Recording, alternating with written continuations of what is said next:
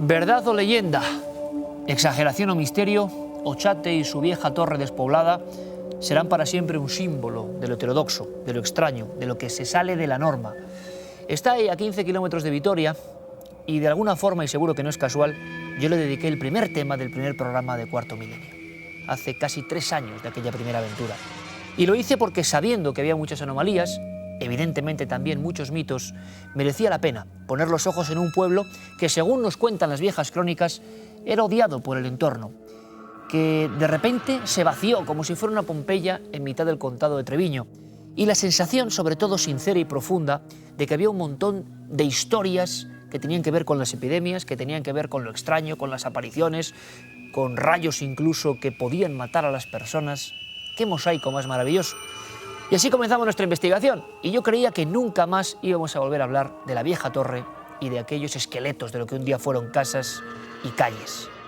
Pero hete aquí que las pesquisas de otros compañeros prosiguieron, y con gran dedicación. El equipo alavés, comandado por Julio Corral, Enrique Chazarra y Antonio Arroyo, quiso ir más allá, documento a documento, legajo a legajo, expurgando viejos, hay que decirlo así, listados incluso, donde aparecía el nombre de Ochate. Así descubrimos que Ochate significaba realmente quizá puerta de arriba, Goate, o puerta del frío, Otz Atea, y que sus misterios estaban, y que la gente se marchó, y que incluso en las epidemias había elementos para pensar que podían ser certeras y reales. Quisimos tener a estos compañeros aquí, en mitad de la investigación, y descubrir cosas que nos dejaron con la boca abierta. Por ejemplo, fuimos los primeros en comprender que Ochate tenía otra historia mucho más antigua. Descubrimos los cimientos antiquísimos de ese poblado, y descubrimos sobre todo que desde el tiempo más remoto, en aquel lugar ocurrían cosas. Hay pueblos que antaño estuvieron llenos de vida y hoy permanecen muertos y solitarios. Es como si, por arte de magia o de maldición, el tiempo se hubiera detenido en sus calles, condenándolos al olvido.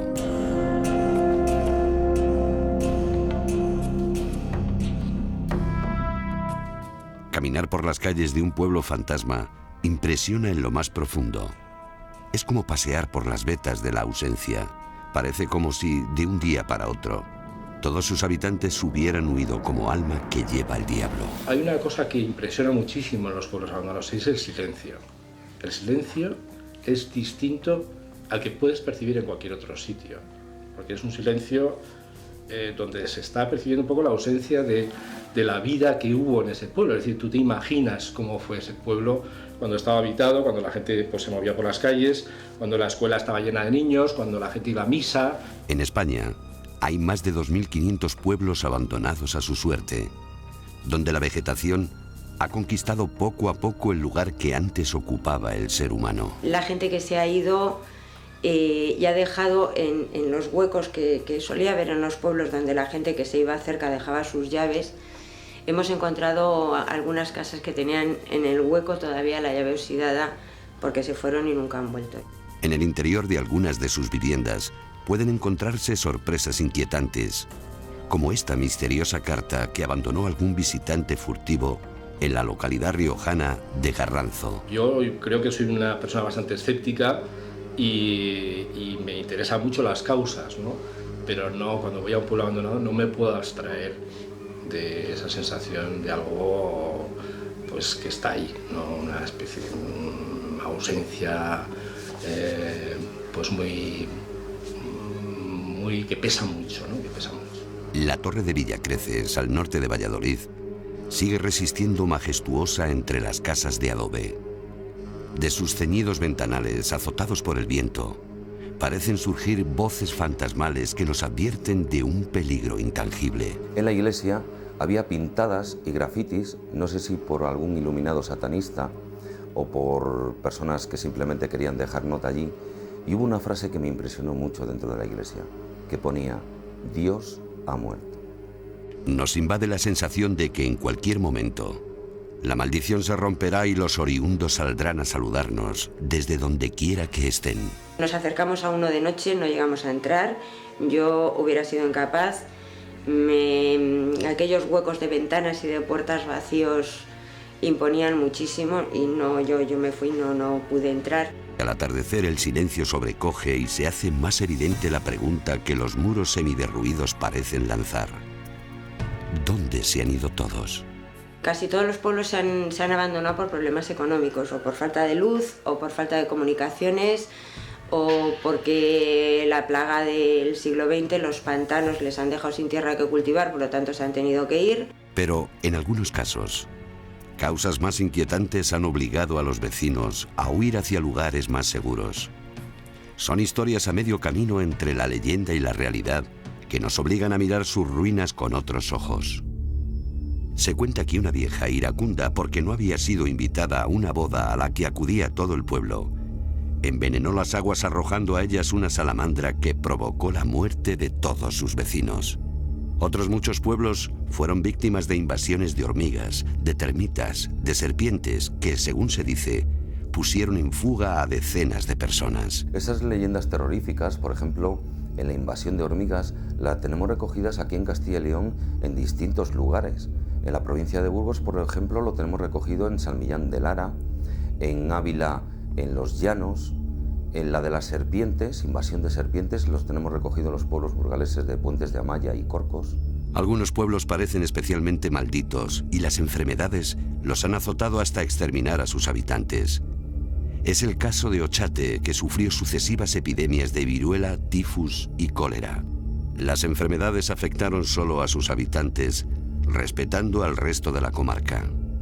Lo mismo ocurrió con un misterioso terremoto en un pueblo del norte de Valladolid llamado Tamayo. En ese pueblo se pueden observar hoy en día los efectos de aquel fenómeno que ocurrió. Pero lo más curioso, y no le hemos podido encontrar una explicación, es una fotografía que realizamos a la fachada de la iglesia, en la que se ve una extraña niebla. Quizás fuera una casualidad, pero en las demás fotos que hicimos no hubo esa niebla.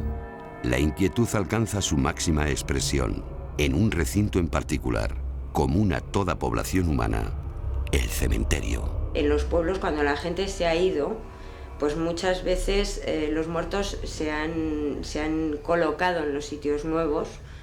Por ejemplo, si lo iban a andar un pantano o tal, se ha hecho un cementerio nuevo, la gente se ha llevado a sus muertos, salvo las 3, 4, 5 tumbas que se han quedado ahí con su cruz y sus flores secas porque no tenían a nadie, ¿no? Y eso impresiona. Pueblos abandonados, pueblos fantasmas que se resisten a desaparecer y que de alguna manera que desconocemos, aún conservan parte de la energía de aquellos que un día los habitaron.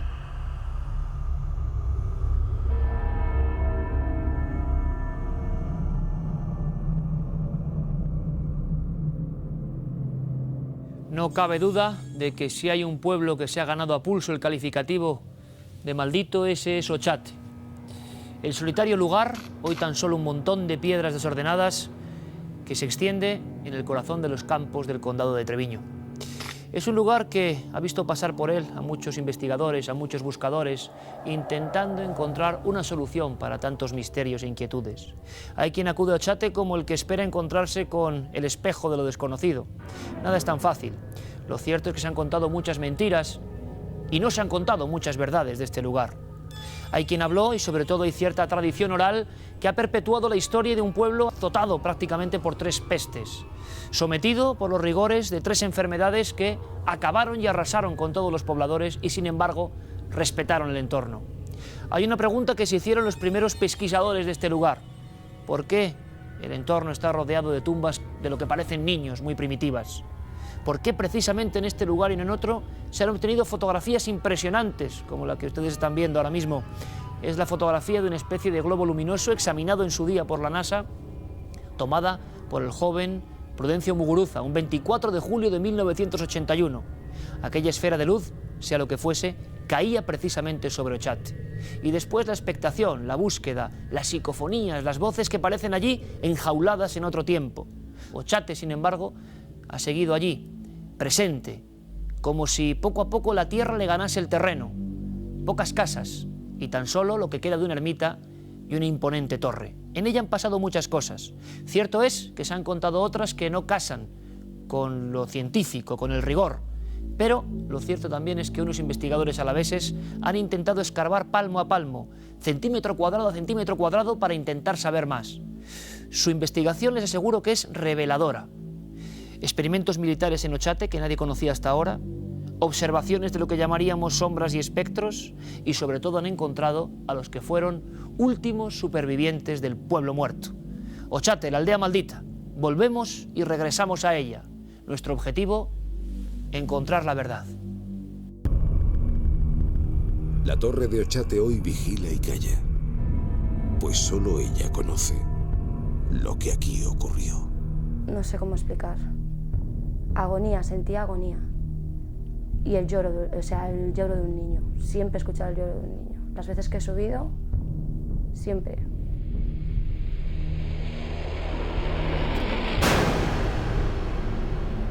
Los investigadores alaveses de varias generaciones hicieron aquí sus primeros trabajos de campo. Llegaron a grabar 2 impactantes psicofonías en la misma torre de Ochate. Volvemos a escuchar las voces de esa niña y esa mujer, que parecen perdidas en el tiempo.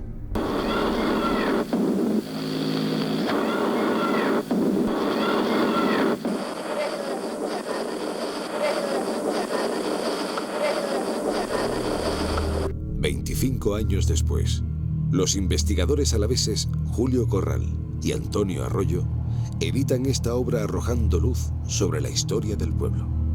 Su concienzuda investigación aporta nuevas claves, empezando por la negación de la serie de epidemias que asolaron el lugar, dejándolo yermo de vida, y terminando por el análisis toponímico del antiguo y auténtico nombre del lugar: Gogate.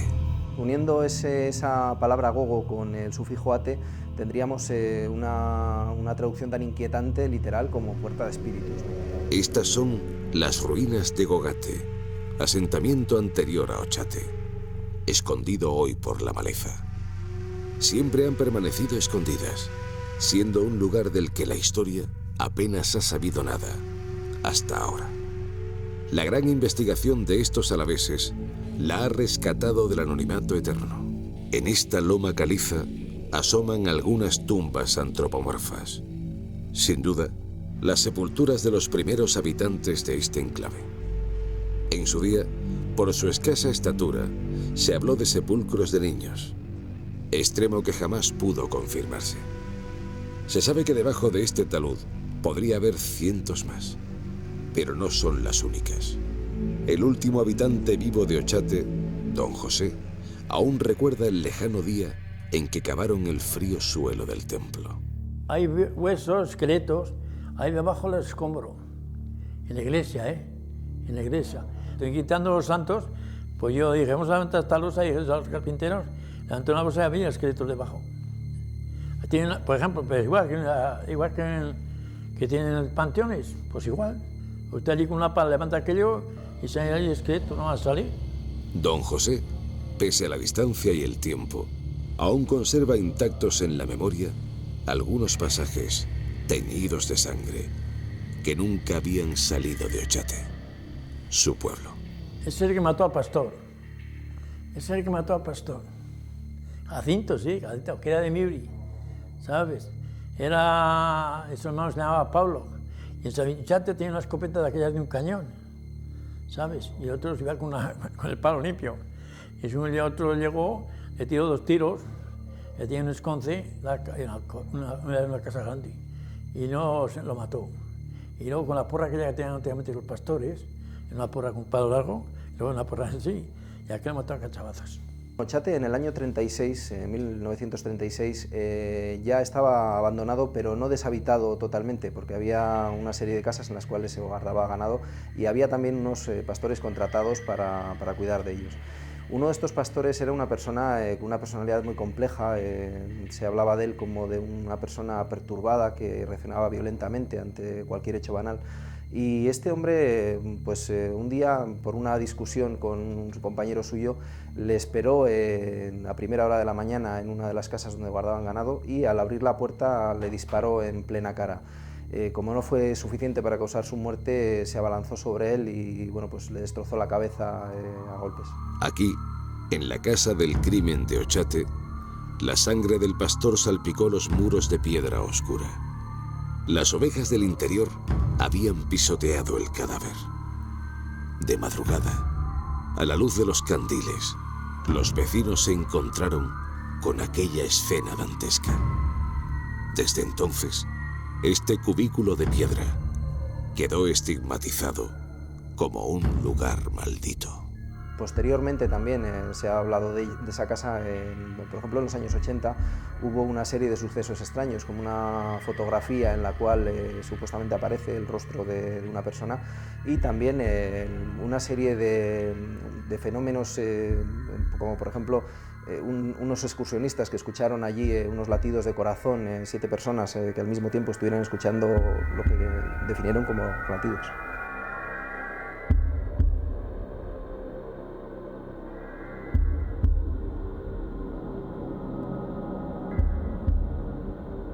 Ochate, realidad y leyenda del pueblo maldito. Un trabajo desestabilizador. Me atrevería a decir que casi revolucionario y, quién sabe, herético para algunos.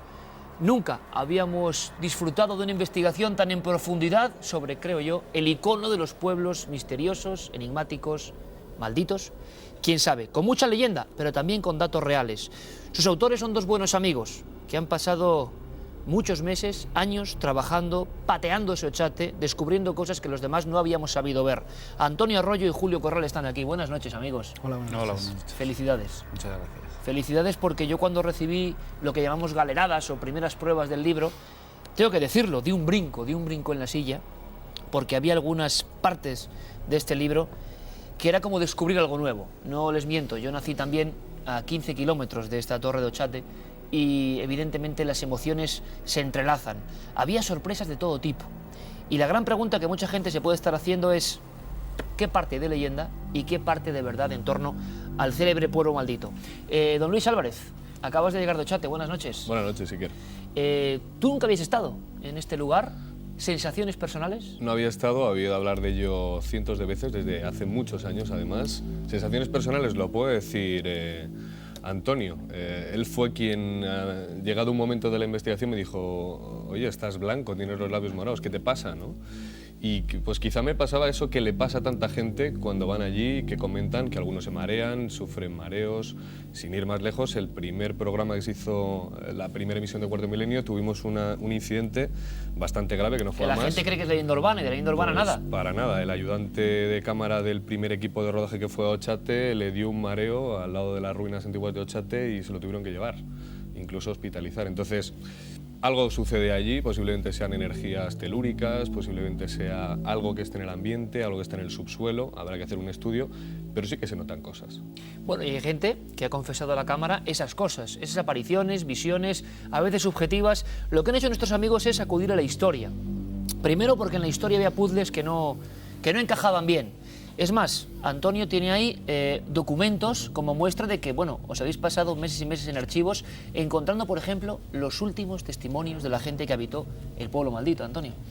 Pues así es, la verdad es que ha sido una investigación bastante larga, a través de la cual han ido surgiendo muchas sorpresas. Una, como bien dices, es tener, por ejemplo, el testimonio de nada menos que el último habitante con vida de cuantos vivieron en Ochate. Ha sido una persona clave en esta investigación, como no, y nos ha ayudado mucho, sobre todo a entender la última parte, el final de este pueblo, sobre el que había habido mucha leyenda. Julio, se habló de 3 epidemias, aunque luego vamos a seguir hablando brevemente, Julio, se habló de epidemias que se centraban solo en este pueblo, se habló de tumbas de niños rodeando el perímetro de esta zona, se habló de vecinos que maldecían siempre a los de Ochate como si tuvieran algo, como si fuera un estigma a lo largo del tiempo. ¿Qué parte de verdad y de leyenda se ha despejado con este libro? Bien, en primer lugar, nuestra intención no ha sido, desde luego, el intentar desmentir absolutamente nada. Únicamente que, bueno, una investigación que abarcaba toda la época conocida de Ochate, desde luego se tenía que cruzar un poco con estas historias que se habían contado hasta ahora.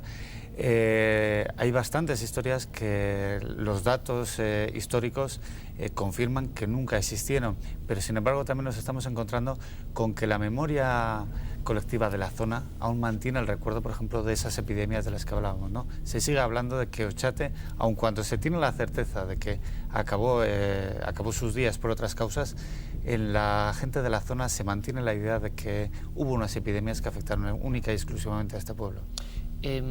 Julio, vamos a ver y seguir viendo imágenes de personas que han sufrido experiencias terroríficas en el entorno de Ochate. ¿Tú crees que toda la gente miente o se imagina o se sugestiona o que hay un sustrato real? No estamos hablando de casos puntuales, estamos hablando, la historia más conocida son los últimos 25 años, a raíz de la publicación del artículo de Prudel Muguruza, El mundo desconocido, pero incluso anteriormente ya había casos. Desde luego, si durante 25 años hay tal cantidad de personas de distintos estratos sociales, distintas culturas, distintas creencias, que han sufrido este tipo de fenómenos en Ochate, descartando los que pueden ser por causa de la sugestión, descartando los que puedan ser a causa de malas interpretaciones de fenómenos naturales, desde luego sí que hay un porcentaje que no tiene absolutamente ninguna explicación, desde luego conocida en este momento. Había tantas cosas que no sabíamos, por ejemplo, que algunas personas habían fotografiado ciertas sombras, ciertas figuras, algunas dan toda la apariencia de ser auténticos monjes en mitad de esa campiña.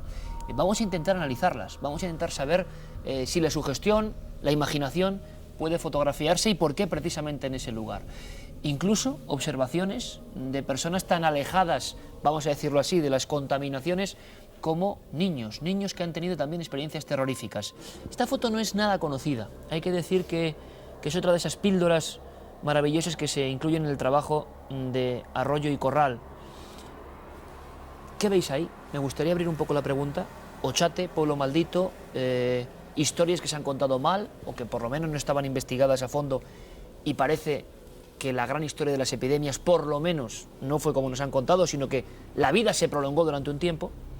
Y estamos hablando de fenómenos que han captado las cámaras fotográficas precisamente allí. Contadme un poco, lugar, historia de esta foto y qué es lo que veis. Bien, esta fotografía nos la facilitó precisamente un buen amigo, uno de los miembros del Foro Amigos de Ochate, y es una fotografía tomada en este pueblo, en Ochate, en unas circunstancias un poco extrañas, porque no recuerdan en ningún momento haberla hecho. Es más, cuando nos remitió el grupo completo de fotografías, y esta estaba intercalada entre otras fotografías totalmente normales, y aparecía eso, completamente descolocada. Como fotografía digital. Fotografía digital, pero es eso, una fotografía que aparece sin que, al menos sin que ellos hayan tenido, las personas que estuvieron allí, hubiesen tenido conciencia de haberla realizado. Lo que se ve claramente, al menos es mi impresión, son dos figuras. ¿Dos figuras? Evidentemente, lo que no podemos saber es qué dos figuras son.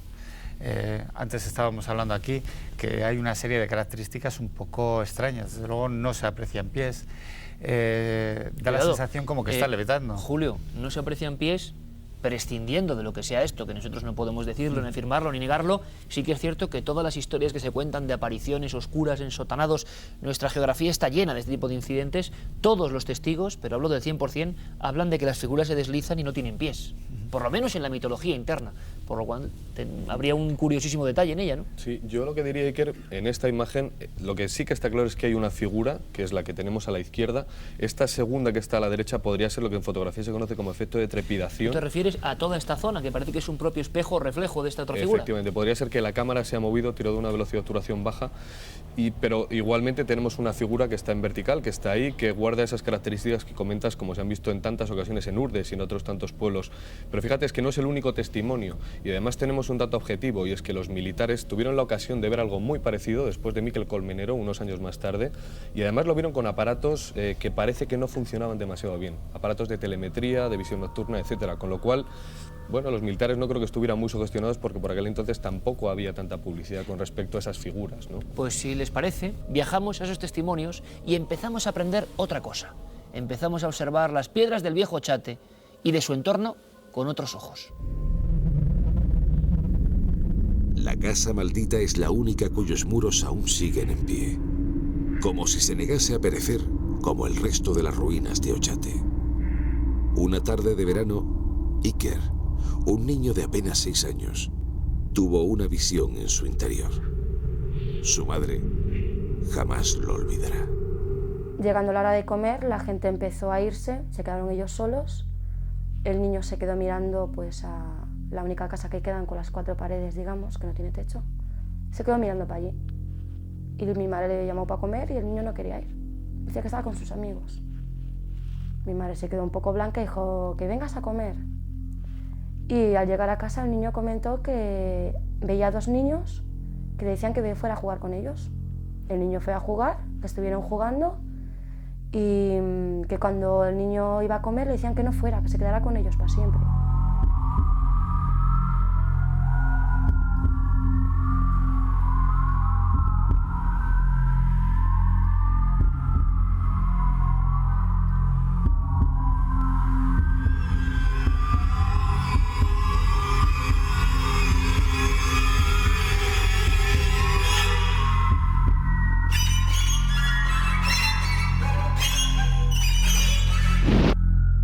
Muchas personas han sufrido en este desolado paraje experiencias singulares. Muchos callan por temor y solo algunos se atreven a confesar. De pronto, pues se oyeron claramente unos pasos que corrían hacia nosotros. Unos pasos muy claros, que corrían hacia nosotros. Entonces, nada, tuve el tiempo justo, todo pasó muy deprisa. Tuve el tiempo justo de enfocar con la linterna, vi unos zapatos blancos, o sea, unos zapatos blancos, planos, pum. Unos zapatos blancos, subí para arriba y vi la cara de una mujer. Una mujer con el pelo liso, muy liso, por aquí más o menos, con la nariz aguileña, y cuando el haz de luz le enfocó la cara, soltó un chis, la arrugó y soltó un chillido muy raro. Y empezó a correr, pasó por delante nuestro. ¡Pup! Nosotros nos quedamos petrificados, agarraditos, pasó por delante nuestro, sin tropezarse con ningún cascote ni con nada, y se puso detrás de la pared que había. Así, sé que estaba allí porque se veían los ojos que eran como los de un gato. Pepa, como otros tantos jóvenes en los últimos años, acampó allí una noche para no volver jamás. En 1985, un grupo de radioaficionados pasaron la noche en Ochate. En torno a las 3 de la madrugada, 2 de ellos se encontraron cara a cara con 2 extraños seres vestidos de negro. Desde el interior de su coche, los veían aproximarse poco a poco, como flotando sobre el estrecho camino de tierra. El encuentro sería tan aterrador que uno de ellos creyó enloquecer a causa del pánico. Ya te digo que pensábamos que eran 2 miembros del grupo que faltaban por venir. Lo único que sí destacaba mucho era su altura. Por la distancia se veía pues, que tenía una altura considerable de 2 metros o así. Mikel pide auxilio por su radio, pero nadie le contesta. Los aparatos parecen no funcionar, como si algo o alguien los hubiese bloqueado. La angustia crece por momentos. Yo oigo todas las comunicaciones que ellos hablan por los talkies, pero a mí no me oyen. Yo estoy hablando por la emisora y ellos a mí no me están oyendo. Empezamos a tocar el claxon. Ellos al oír el claxon empezaron a preguntar por la emisora, por el talkie. Yo como por la emisora no les podía contestar, les contestaba con el claxon. Entonces, bueno, me comprendieron y empezamos a hacer pues, una comunicación básica, la cual funcionó. Otros muchos campistas aseguran haber presenciado el mismo fenómeno en las inmediaciones de Ochate.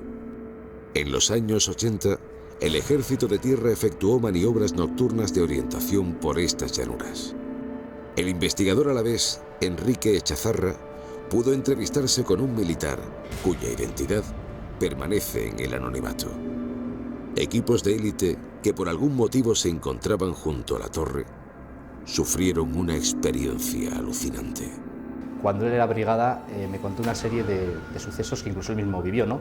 Por ejemplo, una de las noches que estaban de maniobras, él estaba en uno de los caminos de Ochate y de repente vieron a unos 100 metros que se acercaban unas figuras bastante altas que no las podían definir. En un principio pensaron que eran compañeros, intentaron comunicarse por radio y las emisoras fallaban, no podían establecer comunicación. Una vez más el mismo fenómeno. Aparatos que no funcionan, nieblas que te envuelven hasta hacer perder la noción del espacio-tiempo, e encuentros con figuras de negro, de altura desproporcionada. Tanto el soldado que le acompañaba como él, hubo momentos de tensión, que él mismo me comentaba como que incluso, vamos, tenían ya casi la pistola en la mano, porque sintieron pánico ante aquello que veían que se acercaba, cogieron un telémetro láser, es decir, un aparato para medir la distancia que les separaba de donde estaban ellos a donde estaban estos, digamos, seres, entre comillas, y comprobaron pues, que el aparato no era capaz, ¿no?, de registrar esa medición y se quedó sin batería. Los vecinos de pueblos cercanos cierran los postigos al vernos. Callan y otorgan. Cansados del vaivén de algunos siniestros caminantes, que sin entender el verdadero significado de la historia de Ochate, profanaron la vieja ermita, quemando el retablo de este enigmático enclave. En principio, la ermita de Burgondo está situada en una zona un poco extraña. Su misma orientación es extraña. Quizás se acomode a que el suelo haya obligado a hacerla en esa postura para cubrir una grieta. En esa grieta, lógicamente, pues podía existir antiguamente pues, alguna especie de templo de alguna cultura, incluso precristiana. Hacia el noroeste, como vigilando toda la silenciosa comarca, se encuentra la recoleta edificación románica de San Vicentejo. Toda una joya arquitectónica que también sabe guardar sus secretos. Es una ermita que tiene una extraña simbología y de alguna forma parece que está enlazada con la ermita de Burgondo, cerca de Ochate. Son dos templos ubicados en el mismo paralelo, exactamente en el mismo paralelo, y es más, incluso algunos de los elementos ornamentales de la ermita de San Vicentejo apuntan directamente a Burgondo, con lo cual harían referencia a cierta relación entre estos dos lugares. Hay un óculo pequeño en la parte superior que mira al este y está mirando directamente a la ermita de Burgondo encima justo de Ochate. Están marcando una línea recta que está señalando un lugar muy preciso y en el cual ocurren cosas extrañas. No sabemos tampoco el por qué están ocurriendo esas cosas. Habría que mirar hacer un estudio del subsuelo, hacer un estudio también de las plantas de la zona, hacer un estudio geológico para saber qué es lo que hay exactamente en esta zona. Pero desde luego hay algo extraño. De noche, cuando las ruinas duermen el merecido sueño de 1000 años, quizá las sombras se apoderen de Ochate. Personajes de la noche. Quién sabe si fantasías acumuladas durante siglos o antepasados atrapados entre viejas piedras que gritan sus ancestrales historias de sangre y abandono. Es un pueblo muerto, pero algo late aquí. Algo que se siente, pero que nadie ha podido descifrar.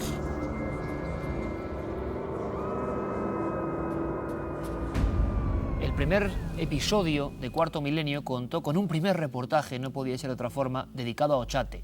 Es como si de alguna forma la sombra de la vieja torre nos protegiese y nos diese cierta suerte. Hay que decirlo, Luis, el primer invitado de Cuarto Milenio fue Prudencio Muguruza, quizá mucha gente lo recuerde, y también yo recuerdo perfectamente que nos dijo que íbamos a tener suerte. La profecía ochateña de momento se está cumpliendo. En aquel reportaje célebre, Luces en la puerta secreta, que es el chispazo de salida de esta historia, Prudencio Muguruza habla de un medallón. Pero un medallón, como decía el amigo Julio Corral, como milagroso, caído del cielo. Un medallón de la Virgen que, por lo menos en aquella primera inspección de la historia, hablaba de año 47, el señor Moraza, testigo de unos fenómenos en el cielo o una especie de rayos que impactan en la torre, y a partir de ese momento, el medallón que tenemos aquí. Habéis podido acercaros de nuevo, parece mentira, a esta reliquia, a este objeto del misterio que todo el mundo prácticamente daba por perdido. ¿Cómo es el medallón? ¿Realmente su historia es así? Pues tal vez lo más curioso de este medallón es que durante mucho tiempo se ha considerado una leyenda más del lugar, y verdaderamente la sorpresa tal vez ha sido encontrar estas imágenes tan antiguas que datan de aproximadamente 1947-48, es decir, al poco tiempo de su aparición. Y bueno, la forma en que apareció fue aparentemente por durante una tormenta, un rayo impactó en una de las paredes de la ermita, y en una de las paredes que prácticamente se abrió por efecto de ese rayo apareció este curioso medallón, ¿no? Es curioso que hoy en día todavía, como comentaba anteriormente Julio, cada 15 de agosto se sigue haciendo una romería y se venera verdaderamente como si fuera una reliquia, algo valiosísimo, ¿no?, para todos los habitantes de los alrededores de esa zona, ¿no? Pero es que los misterios de Ochate van muy atrás en el tiempo. Por ejemplo, en la zona interior, en la zona interna de lo que sería la ermita de Burgondo, aparecen elementos iconográficos labrados con volumen, en piedra. Es una obra muy peculiar en el arte alavés y muchos han intentado leer estos símbolos, quizá hilándolos con la historia de milagros o de fenómenos extraños. Dio mucho que hablar, esa especie de deidad, de virgen, de santo, no sé exactamente lo que es muy difícil verla, es una fotografía única, antigua, parece que emite con una corona sus haces de luz hacia el cielo. Julio, ¿sabemos algo de estas figuras? ¿Podemos interpretarlas hoy en día poniéndole lupa del conocimiento artístico?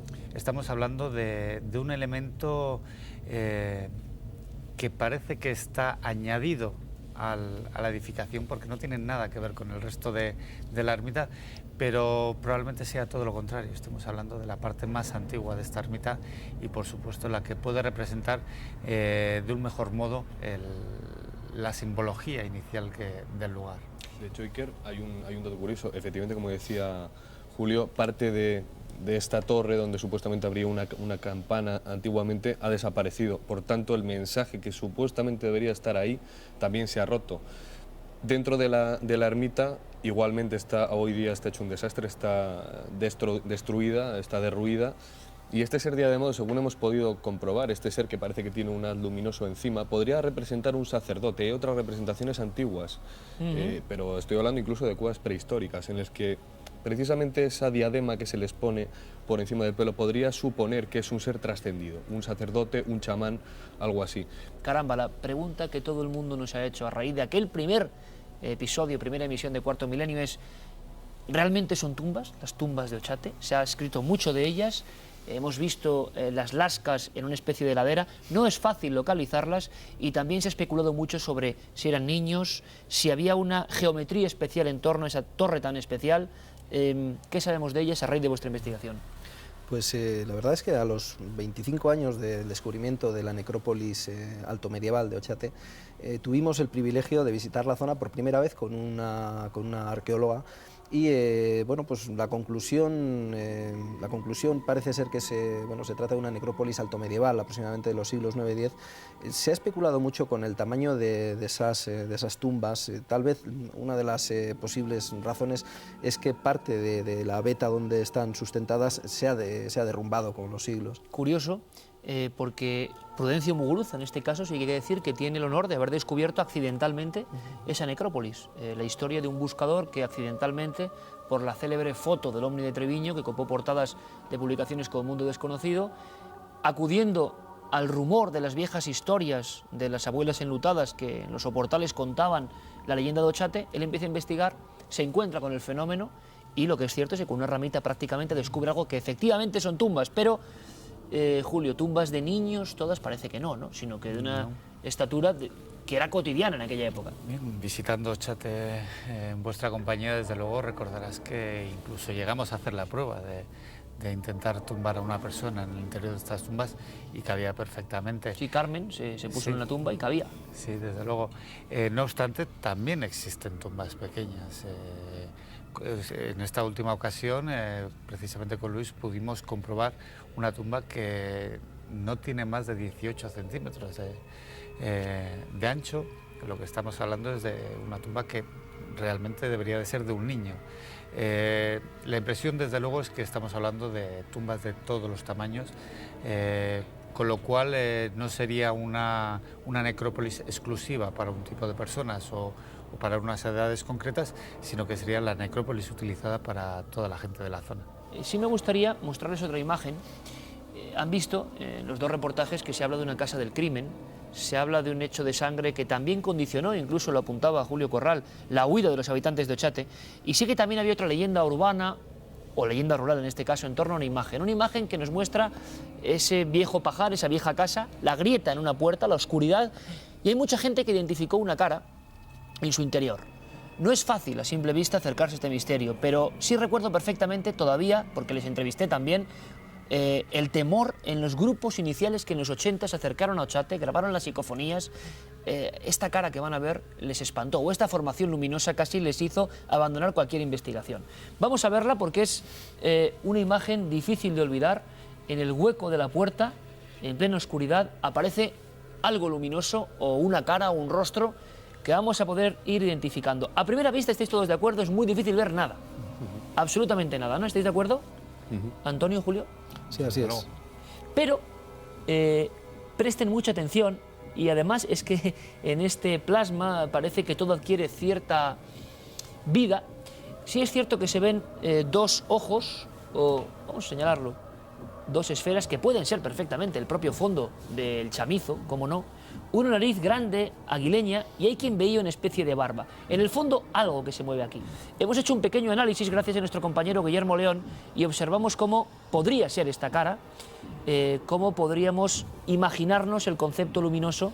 Vamos a ir viéndolo, de la efigie que aparece, ahí está mucho más clara, los dos ojos, la nariz y supuestamente una zona barbada o no, que no lo sabemos. Bueno, una muestra más de lo que podía ser una casa marcada, evidentemente, ¿no, Julio?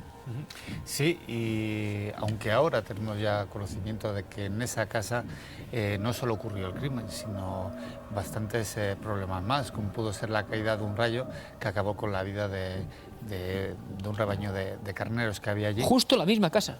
En esa casa, ahora lo sabemos, pero en la época en la que ocurrían estas experiencias de las que hablabas, todo lo contrario, se pensaba que los lugares marcados de Ochate pues podía ser esa ermita o esa torre. Sin embargo, era aquí donde ocurrían las experiencias, esas nieblas extrañas, esos sonidos de corazón, e incluso ahora mismo estaba recordando un programa que hicimos para Milenio 3, en el que precisamente desde esa casa, y cuando se contaba por primera vez la historia de ese crimen, la gente comenzó a llamar porque se había oído una especie de aullido animal o grito de mujer.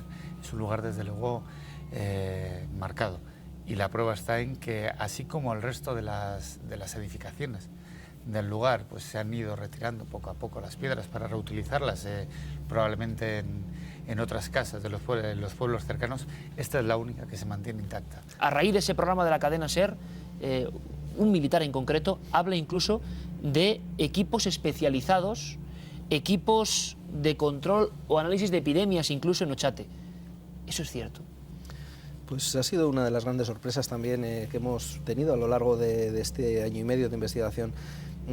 Además es curioso porque nosotros comenzamos con el tema de los militares precisamente siguiendo el hilo del libro Enigmas sin resolver que tú publicaste sobre el asunto, y lo que encontramos fue que un año antes de esa serie de experiencias que entonces relatabas, habían sucedido ya, pues como comentaba el compañero Luis anteriormente, una serie de visiones, una serie de fallos en unos aparatos, pero tal vez lo que más nos sorprendió fue que en cierto momento en Ochate se dieron cita nada menos que 7 mandos de alta graduación del ejército y una unidad NBQ, una unidad de riesgo nuclear, químico y biológico. Estuvieron durante 5 horas en las ruinas embarradas del pueblo presenciando algún tipo de prueba, realizando alguna prueba en presencia de esos mandos, y hasta hoy nada ha trascendido de qué les llevó allí ni qué fue exactamente lo que hicieron en aquel lugar. Ese es tan solo uno de los viajes al misterio que se encierran en Ochate, realidad de leyenda del pueblo maldito.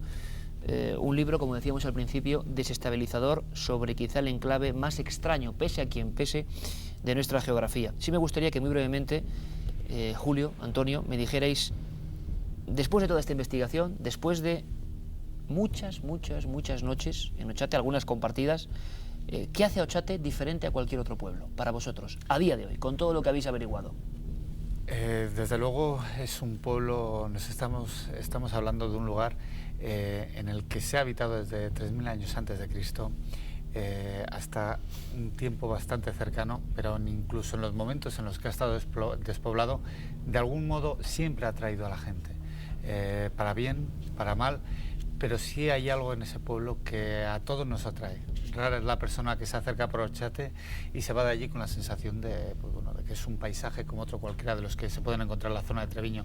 Todo el mundo intenta saber algo más, todo el mundo siente algo, unos sí, temor, otros paz, pero es un lugar impresionante. Es curioso que una de las cosas que nos suele comentar habitualmente las personas que se nos acercan a raíz de la publicación del libro es precisamente que hay quien siente en ese pueblo, que creo que además es compartido por todos nosotros, una tranquilidad, una sensación de paz, de llegar a casa, y sin embargo hay personas que es llegar al pueblo y sentir una inquietud que les acompaña hasta que salen de allí, ¿no? Tal vez eso sea uno de los grandes misterios que aún quedan por resolver. Lo habéis resumido perfectamente. Por un lado, el magnetismo que imanta todo lo que tiene que ver con Ochate, por otro lado, la doble cara de este lugar marcado. Como digo, muchas felicidades, mucha suerte en una investigación sorprendente que yo creo que va a dar mucho más que hablar. Antonio Arroyo, Julio Corral son los protagonistas de esta historia. Muchas gracias, amigos, por esta visita a la nave del misterio. Gracias a vosotros. Ahora a cada uno le corresponde opinar e investigar. En aquel momento, hace 25 años, la mítica revista Mundo Desconocido publicaba ese reportaje y una sola noticia se convertía en algo tan grande que seguimos hablando e investigando sobre ello.